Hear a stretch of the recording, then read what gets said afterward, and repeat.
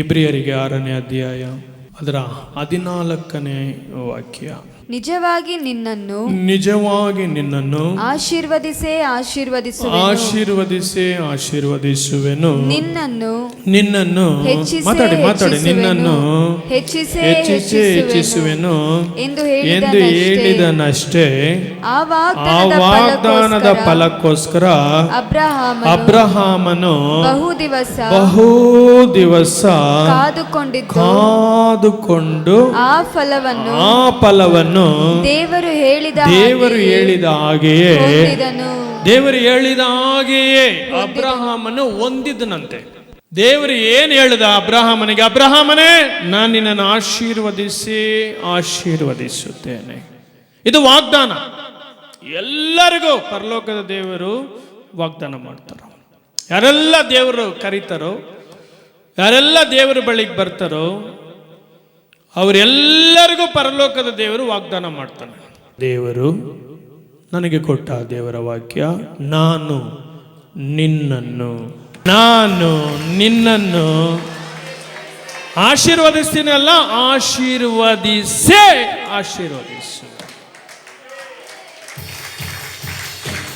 ಬರೀ ಆಶೀರ್ವದಿಸ್ತೀನಿ, ಅಬ್ರಹಾಮನೇ ಅಲ್ಲ, ಅಬ್ರಹಾಮನೇ ನಾನು ನಿನ್ನನ್ನು ಆಶೀರ್ವದಿಸುವೆ. ಒಡೆದು ಹೇಳೋದು. ಒಂದ್ಸರಿ ಗೋಡೆಗೆ ಮಳೆ ಹೊಡೆದ್ರೆ ಮತ್ತಿನ್ನೊಂದ್ಸರಿ ಅದ್ರ ತಲೆ ಮೇಲೆ ಹೊಡಿತಾರೆ ನೋಡು, ಇನ್ನು ಸ್ವಲ್ಪ ಒಳಗಡೆ ಹೋಗ್ಲಿ ಅಂತ. ಹಾಗೆ ದೇವರು ನಮಗೆ, ಈ ಸಭೆಗೆ, ಈ ಸಭೆ ಸೇವಕನಿಗೆ, ಈ ಸಭೆ ಸೇವಕನ ಕುಟುಂಬಕ್ಕೆ, ಸೇವಕನ ಹೆಂಡತಿ ಮಕ್ಕಳಿಗೆ, ಇಲ್ಲಿ ಬರುವ ಎಲ್ಲ ದೇವ ಮಕ್ಕಳಿಗೆ ನಾನು ನಿಮ್ಮನ್ನು ಆಶೀರ್ವದಿಸು. ಅನುಮಾನನೇ ಬೇಡ, ಸಂದೇಹನೇ ಬೇಡ. ಅಬ್ರಹಾಮನಿಗೆ ಹಿಂಗೆ ಹೇಳಿದಾಗ ಅಬ್ರಹಾಮನ ಸಂದೇಹ ಪಡಲಿಲ್ಲ, ನಂಬುದನು. ಅಬ್ರಹಾಮನು ಆ ನಂಬಿಕೆಯ ಫಲವನ್ನು ಸ್ವಲ್ಪ ಲೇಟ್ ಆದರೂ ಸರಿ ತಾಳ್ಮೆಯಿಂದ ಕಾದ್ಕೊಂಡಿದ್ನು. ಕಾದಿರೋರು ಯಾರಾದರೂ ಇದ್ರೆ ಸಂತೋಷ ಪಡಿ. ಕಾದಿರೋರು ಯಾರಾದರೂ ಇಲ್ಲಿ ಸಭೆ ಒಳಗಡೆ ಈ ಸಂದೇಶವನ್ನು ಕೇಳುವರು, ಕಾದಿರೋರು ಯಾರಾದರೂ, ವರ್ಷಗಳು ಕಾದಿರೋರು ಯಾರಾದರೂ ಇದ್ರೆ ಸಂತೋಷ ಪಡಿ. ನಿಮ್ಮ ತಾಳ್ಮೆಗೆ ತಕ್ಕ ಪ್ರತಿಫಲ ಈ ದಿವಸಗಳಲ್ಲಿ ಬರುವುದಕ್ಕೆ ಹೋಗುತ್ತೆ. ನೀವು ಕಾದಿದ್ದ ಪ್ರತಿಫಲಗಳು ನಿಮ್ಮನ್ನು ಹುಡುಕಿಕೊಂಡು ಬರುತ್ತೆ. ವಾಗ್ದಾನ ಇದೆಯಾ? ಕಾದಿದ್ದೇನೆ ದೇವರೇ. ವಾಗ್ದಾನದ ಫಲವನ್ನು ಹೊಂದುವುದಕ್ಕೆ ಕಾದುಕೊಂಡಿದ್ದೇನೆ ದೇವರೇ. ಅವಮಾನಗಳು ಪಟ್ಟು, ಕಷ್ಟಗಳು ಪಟ್ಟು, ಯೆಶಯ ಕಾದಿದ್ದೇನೆ ಅನ್ನೋರು ಯಾರಾದರೂ ಇದ್ರೆ ಹಲ್ಲೆಲೂಯ, ಪರಲೋಕದ ಆಶೀರ್ವಾದಗಳು ನಿಮ್ಮನ್ನು ತುಂಬಿಸುವುದಕ್ಕೆ ಹೋಗುತ್ತೆ. ನಿಮಗುಳ್ಳ ಆಶೀರ್ವಾದಗಳು ನಿಮ್ಮನ್ನು ತುಂಬಿಸುವುದಕ್ಕೆ ಹೋಗುತ್ತೆ. ನಿಮ್ಮ ಸಂತತಿಗಳ ಆಶೀರ್ವಾದಗಳು ನಿಮ್ಮನ್ನು ತುಂಬಿಸುವುದಕ್ಕೆ ಹೋಗುತ್ತೆ. ನಿಮ್ಮ ತಲೆಮಾರುಗಳ ಆಶೀರ್ವಾದಗಳು ನಿಮ್ಮನ್ನು ತುಂಬಿಸುವುದಕ್ಕೆ ಹೋಗುತ್ತೆ. ಮಾತನಾಡುವವನು, ಹೇಳುವವನು ಮನುಷ್ಯನಲ್ಲ, ಪರಲೋಕದ ದೇವರು. ಆತನು ನಿರೀಕ್ಷಿಸಿಕೊಂಡವರು ಧನ್ಯರು, ಆತನಿಗಾಗಿ ಕಾದಿರುವವರು ಧನ್ಯರು. ಯಾರೆಲ್ಲ ಆತನಿಗಾಗಿ ಕಾದಿದ್ದೀರೋ ಅಬ್ರಹಾಮನಿಗೆ ಹೇಳೋದಕ್ಕಾಗುತ್ತೆ, ಪರಲೋಕದ ದೇವರು ನನ್ನ ಕರೆದು ನನಗೆ ವಾಗ್ದಾನ ಮಾಡಿ 25 ವರ್ಷ ನಾನು ತಾಳ್ಮೆ ಉಳ್ಳವನಾಗಿ ಆಶೀರ್ವಾದವನ್ನು ಹೊಂದುವುದಕ್ಕೋಸ್ಕರ ಬಹು ದಿವಸ ತಾಳ್ಮೆ ಉಳ್ಳವನಾಗಿ ದೇವರು ನನ್ನ ಆಶೀರ್ವದಿಸುತ್ತಾನೆ. ದೇವರು ನನ್ನನ್ನು ಆಶೀರ್ವದಿಸುತ್ತಾನೆ. ವಾಗ್ದಾನ ಮಾಡಿದ ದೇವರು ನನ್ನನ್ನು ಆಶೀರ್ವದಿಸುತ್ತಾನೆ. ನನ್ನನ್ನು ಕೈ ಬಿಡೋದಿಲ್ಲ, ನನ್ನನ್ನು ಮರೆಯುವುದಿಲ್ಲ. ವಾಗ್ದಾನಗಳು ನಿಂತು ಹೋಗೋದಿಲ್ಲ. ನನ್ನ ದೇವರು ನನಗೆ ವಾಗ್ದಾನ ಮಾಡಿದ್ದಾನೆ. ನನ್ನ ವಾಗ್ದಾನ ನನ್ನ ಮಧ್ಯದಲ್ಲಿ, ನನ್ನ ಕುಟುಂಬದಲ್ಲಿ, ನನ್ನ ಹೆಂಡತಿ ಮಕ್ಕಳಲ್ಲಿ ನೆರವೇರುತ್ತೆ. ತಾಳ್ಮೆಯಿಂದ ಕಾದಿದ್ದೀವಿ ಅನೇಕ ವರ್ಷಗಳು. ಆಲೋಚನೆಗಳಿದೆ, ದರ್ಶನಗಳಿದೆ, ಪ್ರವಾದನೆಗಳಿದೆ, ಸ್ವಪ್ನಗಳಿದೆ. ಇವತ್ತು ನೆರವೇರುತ್ತೆ, ನಾಳೆ ನೆರವೇರುತ್ತೆ. ಇವತ್ತು ಆಶೀರ್ವಾದ ಬರುತ್ತೆ, ನಾಳೆ ಬರುತ್ತೆ. ಪರಲೋಕದ ದೇವರ ಬಲಿಪೀಠದಲ್ಲಿ ನಿಂತು ಸೇವಕನಾಗಿ ಅದನ್ನ ಸಾನ್ನಿಧ್ಯವನ್ನು ಅನುಭವಿಸಿ ಇಲ್ಲಿ ಕೂಡಿ ಬಂದ ಎಲ್ಲ ದೇವ ಮಕ್ಕಳೊಟ್ಟಿಗೆ ದೇವರ ಆತ್ಮನು ಮಾತನಾಡುತ್ತದೆ. ನಾನು ನಿಮ್ಮನ್ನು ಮಾತಾಡ್ರಿ ದೇವರ ವಾಕ್ಯ ನಾನು ನಿಮ್ಮನ್ನು ಆಶೀರ್ವದಿಸುವೆ. ಜ್ಞಾನೋಕ್ತಿಗಳು 20-22 ಸುಮ್ಮನೆ ನಿಮ್ಮ ನಂಬಿಕೆಗೆ ಸಂದೇಶದ ಭಾಗ ಅದಲ್ಲ, ಆದರೂ ಜ್ಞಾನೋಕ್ತಿಗಳು 20-22 ಪ್ರೊವರ್ಬ್ಸ್ ಚಾಪ್ಟರ್ 20 ವರ್ಸ್ 22. ಬೇಗ ಯೆಹೋವನನ್ನು ನಿರೀಕ್ಷಿಸಿಕೊಂಡು ಯೆಹೋವನನ್ನು ನಿರೀಕ್ಷಿಸಿಕೊಂಡವರು ಆತನೇ ನಿನ್ನನ್ನು ಉದ್ಧರಿಸುವನು. ಆತನೇ ನಿಮ್ಮನ್ನು ಉದ್ಧರಿಸುವನು. ಯೆಹೋವನನ್ನೇ ನಿರೀಕ್ಷಿಸಿಕೊಂಡಿರಿ. ವಾಗ್ದಾನ ಇದೆ, ದೇವರು ನನಗೆ ವಾಗ್ದಾನ ಮಾಡಿದ್ದಾನೆ, ನಾನು ವಾಗ್ದಾನವನ್ನು ಕೇಳಿದ್ದೇನೆ, ಅಷ್ಟೇ. ನಮ್ದು ಇನ್ನೇನಿದ್ರು ಬರೀ ನಿರೀಕ್ಷೆ. ಯೇಸಪ್ಪ ನಿನ್ನ ನಮ್ಮನ್ನು ಕೈ ಬಿಡೋದಿಲ್ಲ. ಯೇಸಪ್ಪ ನಿನ್ನ ನಮ್ಮನ್ನು ಆಶೀರ್ವದಿಸುವ ದೇವರು. ನಿನ್ನ ನಮ್ಮನ್ನು ಆಶೀರ್ವದಿಸಿ, ಹೇಳ್ರಿ ನೀನು ನಮ್ಮನ್ನು ಆಶೀರ್ವದಿಸುವಿ ಅಷ್ಟೇ. ಸ್ತೋತ್ರ ಮಾಡಿಕೊಂಡು ಅಬ್ರಹಾಮನು ಆಶೀರ್ವಾದದ ಫಲವನ್ನು ಹೊಂದುವುದಕ್ಕೆ 25 ವರ್ಷ, ಪರವಾಗಿಲ್ಲ, ವಯಸ್ಸು ದೇವರು ಕೊಡ್ತಾನ. ಆದರೆ ವಾಗ್ದಾನದ ಮೇಲೆ ನಂಬಿಕೆ ಇರಬೇಕು.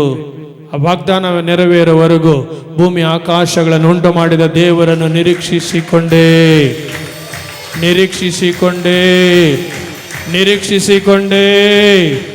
ನನಗೆ ದೇವರು ಮಾಡಿದ ವಾಗ್ದಾನಗಳು ನನ್ನ ಜೀವನದಲ್ಲಿ ನೆರವೇರುತ್ತೆ.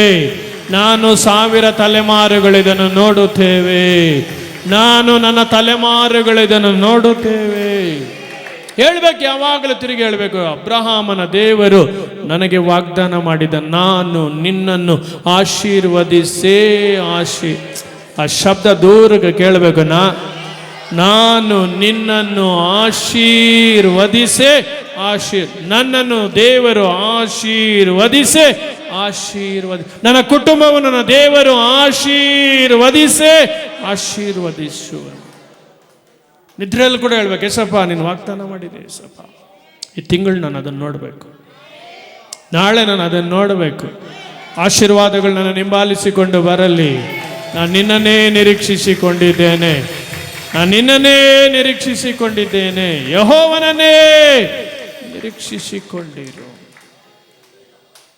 ಮನುಷ್ಯನ ಮೇಲೆ ಹೋಗ್ಬಾರ್ದು ನಿಮ್ಮ ಚಿಂತೆ, ನಿಮ್ಮ ಯೋಚನೆಗಳು ಹೋಗ್ಬಾರ್ದು. ವಾಗ್ದಾನ ಮಾಡಿದ ಆತನು ಸಾಧಾರಣ ಮನುಷ್ಯನಲ್ಲ, ಅದನ್ನು ಭೂಮಿ ಆಕಾಶಗಳನ್ನು ಉಂಟು ಮಾಡಿದ ದೇವರು, ಅದನ್ನು ಸರ್ವಶಕ್ತನಾದ ದೇವರು. ಆದಿಕಾಂಡ 12 2ನೇ ವಾಕ್ಯ ಎಲ್ಲರಿಗೂ ಗೊತ್ತು. ಅಬ್ರಹಾಮನ ದೇವರು ಕರೆದು ಅಬ್ರಹಾಮನಿಗೆ ದೇವರು ವಾಗ್ದಾನ ಮಾಡ್ತಾನೆ, ಅಬ್ರಹಾಮನೇ ನಿನ್ನ ತಂದೆ ತಾಯಿಗಳನ್ನು ಬಿಟ್ಟು ನಿನ್ನ ಸ್ವದೇಶವನ್ನು ಬಿಟ್ಟು ನಾನು ಹೇಳೋ ದೇಶಕ್ಕೆ ಹೋಗು, ನಾನು ನಿನ್ನನ್ನು ಆಶೀರ್ವದಿಸುತ್ತೇನೆ. ಓದೋಣ 2ನೇ ವಾಕ್ಯ ಬೇಗ. ನಾನು ನಿನ್ನನ್ನು ದೊಡ್ಡ ಜನಾಂಗವಾಗುವಂತೆ ಮಾಡಿ ಆಶೀರ್ವದಿಸಿ ನಿನ್ನ ಹೆಸರನ್ನು ಪ್ರಖ್ಯಾತಿಗೆ ತರುವೆನು. ನಿನ್ನ ಆಶೀರ್ವಾದದ ನಿಧಿಯಾಗುವೆ. ನಿನ್ನನ್ನು ಅರಸುವವರನ್ನು ನಾನು ಅರಸುವೆನು, ನಿನ್ನನ್ನು ಶಪಿಸುವವರನ್ನು ನಾನು ಶಪಿಸುವೆನು.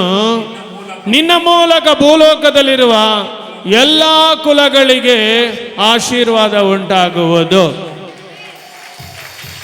ನನ್ನ ಸಂದೇಶದ ಭಾಗ, ದೇವರು ಒಬ್ಬರನ್ನ ಆಶೀರ್ವದಿಸಿದ್ರೆ ಅವನು ಬರೀ ಹೆಂಡತಿ ಮಕ್ಕಳಿಗೆ ಮಾತ್ರ ಆಶೀರ್ವಾದವಾಗಿರೋದಿಲ್ಲ. ಇವತ್ತು ತುಂಬಾ ಜನ ನೋಡುವಾಗ ಸಭೆಯಲ್ಲಿ, ಹೊರಗಡೆ ಅಲ್ಲ, ಹೊರಗಡೆ ನಾವು ಹಾಗೇ ಇದ್ದು ಸಭೆಗೆ ಬಂದ ಮೇಲೆ ಕೂಡ ನನ್ನ ದೇವರು ಆಶೀರ್ವದಿಸಿದ್ದಾನೆ ಅಂತ ನೀವು ಹೇಳೋದಾದ್ರೆ, ಈಗ ಕೊನೆಯಲ್ಲಿ ಓದಿದ ವಾಕ್ಯನ ಮತ್ತೆ ನನಗೋಸ್ಕರ ಒಂದ್ಸರಿ ಓದಿ. ನಿನ್ನ ಮೂಲಕ ಭೂಲೋಕದ ಎಲ್ಲಾ ಕುಲಗಳಿಗೆ ಗೊತ್ತಾಗಬೇಕು. ದೇವರ ಆಶೀರ್ವಾದ ಬರೀ ಹೆಂಡತಿ ಮಕ್ಕಳಿಗೆ, ತಂದೆ ತಾಯಿ ಮಕ್ಕಳಿಗೆ ಮಾತ್ರ ಅಲ್ಲ.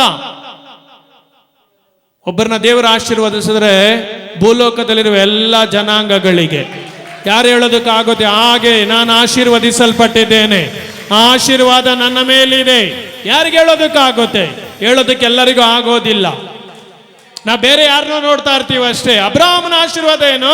ಅಬ್ರಹಾಮನೇ, ನಿನಗೂ ನಿನ್ನ ಹೆಂಡತಿ ಮಕ್ಕಳಿಗೆ ಮಾತ್ರ ನಿನ್ನನ್ನು ಆಶೀರ್ವದಿಸ್ತೀನಿ. ದೇವರು ಹೇಳಲಿಲ್ಲ ನಾನು ನಿನ್ನ ಆಶೀರ್ವದಿಸ್ತೀನಿ, ಆದ್ರೆ ನೀನು ಭೂಲೋಕದಲ್ಲಿರುವ ಎಲ್ಲಾ ಜನಾಂಗಗಳಿಗೆ. ಅರ್ಥ ಆಗ್ಲಿಲ್ಲ. ಸಭೆಗೆ ಬರೋ ಅನೇಕರನ್ನ ನೋಡಿ, ಎಲ್ಲಿದೆ ಆಶೀರ್ವಾದ? ಹೆಂಡತಿ ಮಕ್ಕಳಿಗೆ, ಗಂಡ ಮಕ್ಕಳಿಗೆ. ಯಾರು ಹೇಳೋದಕ್ಕಾಗುತ್ತೆ ನಾನು ಅನೇಕ ಕುಲ ಜನಗಳಿಗೆ ಆಶೀರ್ವಾದವಾಗಿದ್ದೇನೆ? ಕೇಳ್ರಿ, ಇದಕ್ಕೆ ನಾನು ನಿನ್ನನ್ನು ಆಶೀರ್ವದಿಸ್ತೇನೆ. ಬಂದಿದ್ದೆಲ್ಲ ನನಗೆ. ಬಂದಿದೆಲ್ಲ ನನ್ನ ಹೆಂಡತಿ ಮಕ್ಕಳಿಗೆ, ಬಂದಿದೆಲ್ಲ ನನ್ನ ಗಂಡ ಮಕ್ಕಳಿಗೆ, ಬಂದಿದೆಲ್ಲ ನನ್ನ ತಂದೆ ತಾಯಿಗಳಿಗೆ. ಇದು ದೇವರ ಆಶೀರ್ವಾದ ಅಲ್ಲ.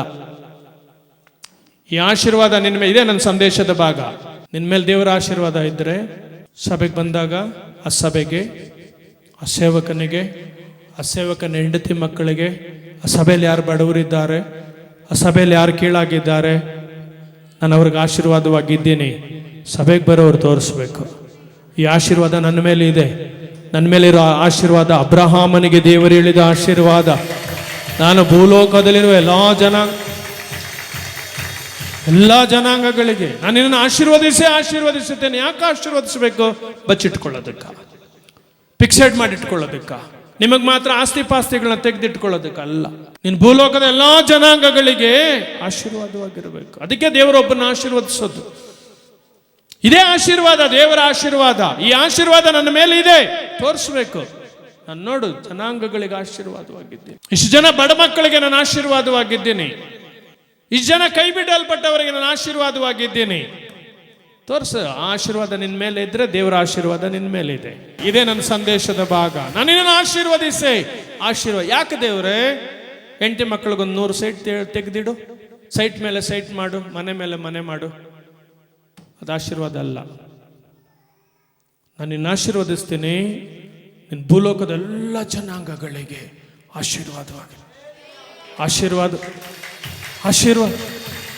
ಆಶೀರ್ವಾದವಾಗಿರಬೇಕು. ನಾನು ದೇವರಿಗೆ 1 ಭಾಗ ಅಲ್ಲ 100 ಭಾಗ ಕೊಡ್ತೀನಿ. ದೇವರ ರಾಜ್ಯಕ್ಕೆ ನಾನು 1 ಭಾಗ ಅಲ್ಲ 100 ಭಾಗ. ಇದು ಆಶೀರ್ವಾದ.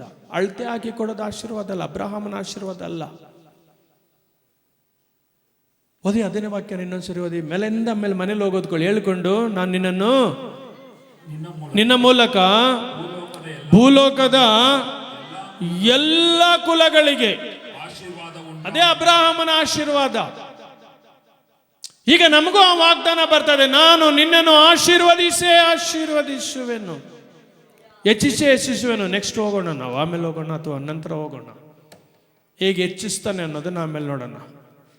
ಮೊದಲು ಆಶೀರ್ವಾದ ಕೊಟ್ಟು ಮತ್ತೆ ಹೆಚ್ಚಿಸ್ತಾರಂತೆ. ಇವತ್ತು ಸಭೆ ಏನಾಗಿದೆ? ಸಭೆಗೆ ಬಂದಾಗ ಆಶೀರ್ವಾದಗಳು ದೇವರು ಕೊಡ್ತಾರೆ, ನಂಬಿಕಸ್ಥರಾಗಿರೋದಿಲ್ಲ.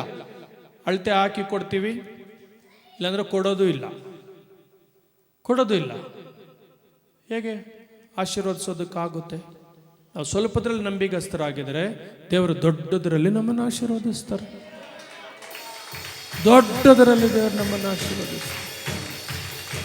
ಕೇಳಿ, ಎಸಯ್ಯ ಇನ್ಮೇಲೆ ಆ ತಪ್ಪು ಮಾಡಬೇಡಿ. ಇನ್ಮೇಲೆ ಹೇಳಿ, ಎಸಯ್ಯ ನನ್ನ ಆಶೀರ್ವದಿಸು. ಈ ವಾಗ್ದಾನದ ವಾಕ್ಯ ಕೈ ಇಡಿ, ಅಲ್ಲಿ ಕೈ ಇಟ್ಟು ಪ್ರಾರ್ಥನೆ ಮಾಡಿ. ನೆರವೇರುವರೆಗೂ ಬಿಡಬೇಡಿ. ಇದೆಲ್ಲ ಬರೆದಿಟ್ಕೊಳ್ಳಿ. ಸುಮ್ಮನೆ ಕೇಳಿ ಹೋಗ್ಬೇಡಿ, ಬರೆದಿಟ್ಕೊಳ್ಳಿ. ಹೋಗಿ ಆ ವಾಕ್ಯದ ಮೇಲೆ ಡೇಟ್ ಹಾಕಿ, ದಿನ ಹಾಕಿ, ಆಶೀರ್ವದಿಸಪ್ಪ. ಕುಲಗಳಿಗೆ, ಜನಾಂಗಗಳಿಗೆ ನಾನು ಆಶೀರ್ವಾದವಾಗಿರ್ತೀನಿ. ಬರೀ ನನ್ನ ಹೆಂಡತಿ ಮಕ್ಕಳಿಗೆ ಮಾತ್ರ ಅಲ್ಲಪ್ಪ, ನನ್ನ ದೇಶಗಳಿಗೆ ಆಶೀರ್ವಾದವಾಗಿರ್ತೀನಿ. ನನ್ನ ಆಶೀರ್ವದಿಸಪ್ಪ. ತಗೊಂಡೋಗಿ ತಲೆ ಕೊಡ್ರಿ, ಯೇಸು ಹತ್ರ ಕೊಡಿ. ಯೇಸು ಹೇಳಿದ ಮೇಲಾಗಿರ್ತೀರಿ, ಕೀಳಾಗಿರೋದಿಲ್ಲ. ಮೇಲಾಗಿರ್ಬೇಕಂದ್ರೆ ಧಾರಾಳ ಒಳ್ಳೆ ಹೃದಯ ಇರಬೇಕು, ಒಳ್ಳೆ ಮನುಷ್ಯರಿರಬೇಕು. ಆಶೀರ್ವಾದ ನಮಗೆ ಬೇಕು. ಅದಕ್ಕೆ ಹೇಳ್ತಾನೆ, ನಾನು ನಿನ್ನನ್ನು ಆಶೀರ್ವದಿಸುವೆನು, ನಾನು ನಿನ್ನನ್ನು ಹೆಚ್ಚಿಸುವೆನು. ನಿನ್ನ ಮೂಲಕ ಭೂಲೋಕದೆಲ್ಲ ಕೊನೆಗಳಿಗೆ ಆಶೀರ್ವಾದ ಉಂಟಾಗೋದು ರೀ. ಅದೇ ಹೇಳಿದ್ದು, ಆರಂಭ ಅಲ್ಪವಾಗಿದ್ರೆ ಅಂತ್ಯ ಸಂಪೂರ್ಣವಾಗಿ. ನಮ್ಮ ದಿನಗಳು ಕಳಿತ ಧಾರಾಳವಾಗಿರಬೇಕು. ವಾಕ್ಯನ ಹಿಡೀರಿ, ವಾಕ್ಯನ ಗಮನಿಸಿ, ವಾಕ್ಯದ ಮೇಲೆ ನಿಂತುಕೊಳ್ಳಿ, ವಾಕ್ಯನ ಹಿಂಬಾಲಿಸಿ, ವಾಕ್ಯನ ಕೈಗೊಂಡು ನಡೀರಿ. ಆಶೀರ್ವಾದಗಳು ಹಿಂಬಾಲಿಸುತ್ತೆ. ಆದಿಕಾಂಡ 17 6-7-8. ನಿನಗೆ ಅತ್ಯಧಿಕವಾದ ಸಂತಾನವನ್ನು ಕೊಡುವೆನು, ನಿನ್ನಿಂದ ಜನಾಂಗಗಳು ಉತ್ಪತ್ತಿಯಾಗಿ ಅರಸುಗಳು ಹುಟ್ಟುವರು, ನಿನಗೂ ನಿನ್ನ ಸಂತತಿಗೂ ದೇವರಾಗಿರುವೆನೆಂದು. ಸಾಕು, ಅಲ್ಲಿಗೆ ಸಾಕು. ನೋಡ್ರಿ, ಅಬ್ರಹಾಮನಿಗೆ ತಿರುಗಿ 12ನೇ ಅಧ್ಯಾಯದಲ್ಲಿ ವಾಗ್ದಾನ ಮಾಡಿ 17ನೇ ಅಧ್ಯಾಯದಲ್ಲಿ ಮತ್ತೆ ವಾಗ್ದಾನ ಮಾಡ್ತಾನೆ. ಏನು ಅಬ್ರಹಾಮನ್, ನಿನ್ನನ್ನು ಅನೇಕ ಜನಾಂಗಗಳಿಗೆ ಮೂಲ ಪಿತೃವಾಗಿ ನೇಮಿಸಿರುವುದರಿಂದ ನಿನಗೆ ಅಬ್ರಹಾಮನೆಂದು ಹೆಸರಿರುವುದು, ನಿನಗೆ ಅತ್ಯಧಿಕವಾದ ಅತ್ಯಧಿಕವಾದ ಸಂತಾನವನ್ನು ಕೊಡುವೆನು, ನಿನ್ನಿಂದ ಜನಾಂಗಗಳು. ಮಾತಾಡಲ್ಲ ನೀವು, ನಿನ್ನಿಂದ ಜನಾಂಗಗಳು. ಬೈಬಲ್ ನೋಡಬೇಡಿ, ನನ್ನ ನೋಡ್ಕೊಂಡು ಮಾತಾಡಿ. ನಿನ್ನಿಂದ ಜನಾಂಗ. ಅದೇ ಆಶೀರ್ವಾದ. ನೋಡಿ, ಅಬ್ರಹಾಮನಿಗೆ ದೇವರು ಅಷ್ಟು ವಾಗ್ದಾನ ಮಾಡಿ ಕೊಟ್ಟಿದ್ದು ಒಂದೇ ಇಸಾಕನು. ಅಬ್ರಹಾಮನಿಗೆ ದೇವರು ಕೊಟ್ಟಿದ್ದು ಒಬ್ಬನೇ. ಆ ಒಬ್ಬನ ಮೂಲಕ ಇಬ್ರು. ಆ ಇಬ್ಬರಲ್ಲಿ ಒಬ್ಬನಿಗೆ 12 ಕುಲ. 12 ಕುಲ. ಬರೀ ಗಂಡಸರೇ 6 ಲಕ್ಷ ಜನ, ಹೆಚ್ಚು ಕಡಿಮೆ 30 ಲಕ್ಷ ಜನ. ವಿಮೋಚನಾ ಕಾಂಡಲ್ಲಿ ನಾವು ನೋಡೋದು. ಇವತ್ತು ಅದರ ಸಂಖ್ಯೆನ ನೀವು ನೋಡಿಕೊಂಡು ಹೋದ್ರೆ ಅಬ್ರಹಾಮನು ನಮ್ಮೆಲ್ಲರಿಗೂ ಮೂಲ ಪಿತೃವಾಗಿದ್ದಾನೆ. ಹೇಗಾದ?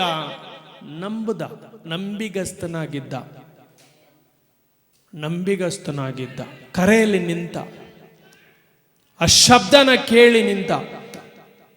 ಶಬ್ದನ ಕೇಳಿ ನಿಲ್ಲೋರು ತುಂಬ ಜನ ಕಡಿಮೆ. ನಿಲ್ಲಿ, ಆಶೀರ್ವಾದಿಸ್ತನ. 22:17 ಆದಿಕಾಂಡ 22:17 22:17 ಬೇಗ ಹೋಗೋಣ. 22:17 ನಿನ್ನ ಸಂತತಿಯನ್ನು ಹೆಚ್ಚಿಸುವೆನು, ಅದನ್ನು ಆಕಾಶದ ನಕ್ಷತ್ರದಂತೆ ಸಮುದ್ರ ತೀರದಲ್ಲಿರುವ ಉಸುಬಿನಂತೆಯೋ ಅಸಂಖ್ಯವಾಗಿ ಮಾಡುವೆನು. ಇದೆಲ್ಲ ವಾಗ್ದಾನ ಅಬ್ರಹಾಮನಿಗೆ. ಈ ವಾಗ್ದಾನಗಳೆಲ್ಲ ಅಬ್ರಹಾಮನ ಜೀವನದಲ್ಲಿ ನೆರವೇರ್ತಾ ಇನ್ನೂ ನೆರವೇರ್ತಾನೆ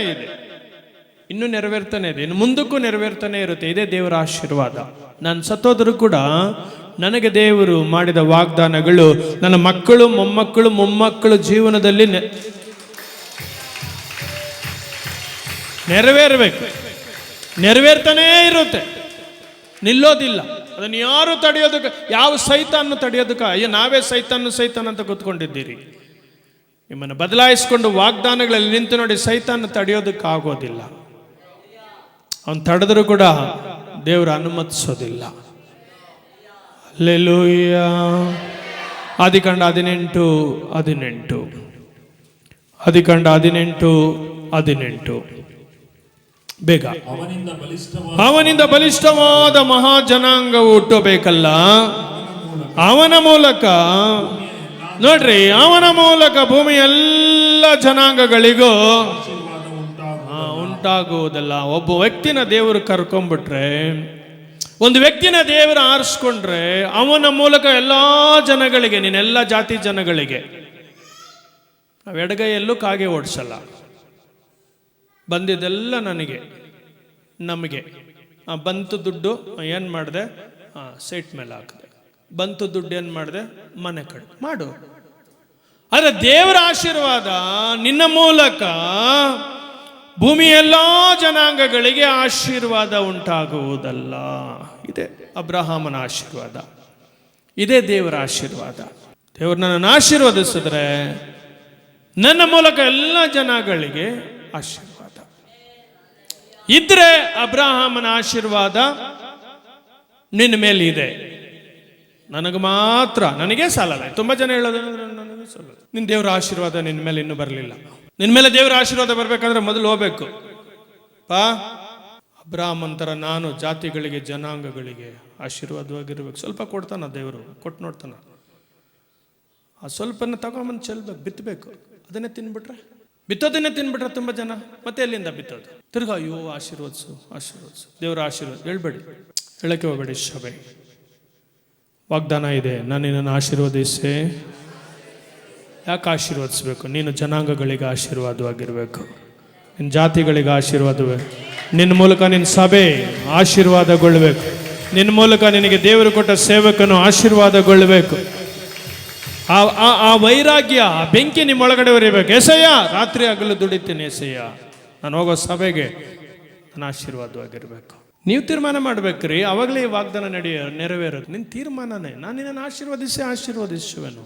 ಪರಲೋಕ ನೋಡ್ತಾ ಇರುತ್ತೆ, ಇವನ್ ಜನಾಂಗಗಳಿಗೆ ಆಶೀರ್ವಾದವಾಗಿದ್ದಾನೆ, ಇವನ್ ಸಭೆಗೆ ಆಶೀರ್ವಾದವಾಗಿದ್ದಾನೆ, ಇವಳು ಸೇವಕನಿಗೆ ಆಶೀರ್ವಾದವಾಗಿದ್ದಾಳೆ. ಇವನ್ ನಾನು ಇನ್ನೂ ಆಶೀರ್ವದಿಸ್ತೀನಿ, ಇವಳು ನಾನು ಇನ್ನೂ ಆಶೀರ್ವದಿಸ್ತೀನಿ, ಇವನಿನ್ನೂ ಹೆಚ್ಚಿಸ್ತೀನಿ. ಅಲ್ಲೇನೆ ಅದು ಬರೋದು. ಅದು ನೆಕ್ಸ್ಟ್ ಅದೇನೆ, ನಾನು ನಿಮ್ಮನ್ನು ಹೆಚ್ಚಿಸುವೆನು. ಆಶೀರ್ವಾದ, ಈ ಆಶೀರ್ವಾದದಲ್ಲಿ ನೀವು ನಂಬಿಕಸ್ಥರಾಗಿದ್ರೆ ದೇವರೇನು ಮಾಡ್ತಾನೆ, ಇನ್ನು ಸ್ವಲ್ಪ. ಆ ತಡಿಯಲ್ಲಿ ನೀರಿದೆ ಬಾವಿಯಲ್ಲಿ, ನಾಳೆ ಬೆಳಗ್ಗೆ ಹೋಗಿ ನೋಡಿದ ತಕ್ಷಣ 20 ಅಡಿಗೆ ಬಂದಿರುತ್ತೆ. ಏನಪ್ಪ ಇಷ್ಟು ಜಾಸ್ತಿ ಆಗ್ಬಿಟ್ಟಿದೆ, ಹೆಚ್ಚಿಸ್ಬಿಟ್ನು. ಏನಪ್ಪ 1 ಫ್ಲೋರ್ ಮನೆ 4 ಫ್ಲೋರ್ ಮನೆ ಆಗ್ಬಿಟ್ಟಿದೆ, ಹೆಚ್ಚಿಸ್ಬಿಟ್ಟ ದೇವರು. ಹೆಚ್ಚಿಸ್ಬಿಟ್ಟ. ಏನೇ ಒಂದೇ ಕೆಲಸ 10 ಕೆಲಸ ಮಾಡ್ತಾ ಇದ್ದಾನೆ, ಹೆಚ್ಚಿಸ್ಬಿಟ್ಟ ದೇವರು. ಹೆಚ್ಚಿಸ್ಬಿಟ್ಟ. ಆಶೀರ್ವಾದಿಸುದನು. ಆಶೀರ್ವಾದದಲ್ಲಿ ನಂಬಿಕಸ್ಥನಾಗಿದ್ದೆ. ಈಗ ದೇವರು ನನ್ನ ಆಶೀರ್ವಾದನ ಏನ್ ಮಾಡ್ತಾನೆ, ದಿನೇ ದಿನೇ 100 ರೂಪಾಯಿ ದುಡಿಯೋರಿಗೆ 1,00,000 ಬರ್ತಾ ಇದೆ. ಇನ್ಕ್ರಿಮೆಂಟ್ ಆಗೋಯ್ತು, ಪ್ರಮೋಷನ್ ಸಿಕ್ಬಿಡ್ತು. ನಾನು ಅನ್ಕೊಂಡೇ ಇರಲಿಲ್ಲ ನನಗೆ ಪ್ರಮೋಷನ್ ಸಿಗುತ್ತೆ ಅಂತ. ದೇವ್ರ ಕೆಲಸ ಇರಲಿಲ್ಲ, ಕೆಲಸ ಕೊಟ್ಟನು, ಆಶೀರ್ವಾದಿಸಿದನು. ಇವಾಗ ಕೆಲಸ ಮಾತ್ರ ಅಲ್ಲ, 1 ತಿಂಗಳು ಆಗೋ ಅಷ್ಟೊತ್ತಿಗೆ ನಾನು ಏನ್ ಮಾಡಿದ್ದೀನಿ, 10 ವರ್ಷದ ಪ್ರಮೋಷನ್, 10 ವರ್ಷದ ಇನ್ಕ್ರಿಮೆಂಟ್ ನನಗೆ ಸಿಕ್ಬಿಡ್ತು.